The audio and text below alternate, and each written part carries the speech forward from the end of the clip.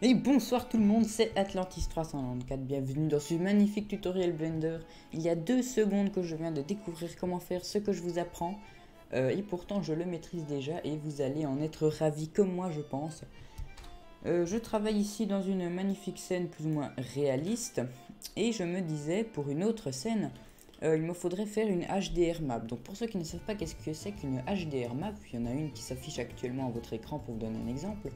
En gros, c'est une photo composée de plein de photos. Et donc, si vous la mettez sur une sphère, vous aurez un 360 degrés du... Par exemple, si vous voulez faire ça avec votre smartphone en tout cas, vous pourrez prendre une photo et en gros, c'est comme si vous étiez au centre. Donc, vous trouverez là où il y avait l'appareil. Et si vous mettez cette image sur une sphère, et bien, vous pourrez tourner, voir tout autour, etc. Donc les images SD, HDR, vous en trouvez plein sur Google, Google Images, c'est très utile pour éclairer des scènes en 3D, etc. Mais aujourd'hui, je vous apprends à créer une vous-même dans Blender. Et en fait, c'est hyper simple, il suffisait de le trouver. Donc pour la petite histoire, j'étais en train de regarder s'il y avait des tutoriels pour faire ça sur internet et je n'ai rien trouvé du tout.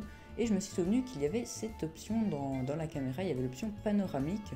Donc si vous cochez, au lieu de perspective orthographique, vous cochez panoramique et vous prenez équirectangular et que vous faites un rendu, donc vous tombez sur ceci.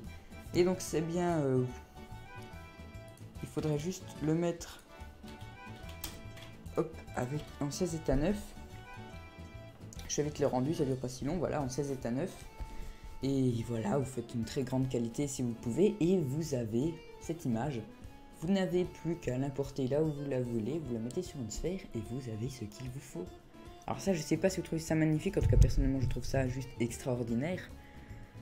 J'espère que ce tutoriel vous aura été utile, vous pouvez le partager, ça fera vraiment plaisir. Surtout laissez un j'aime parce que c'est le seul moyen que j'ai de savoir si vous aimez vraiment.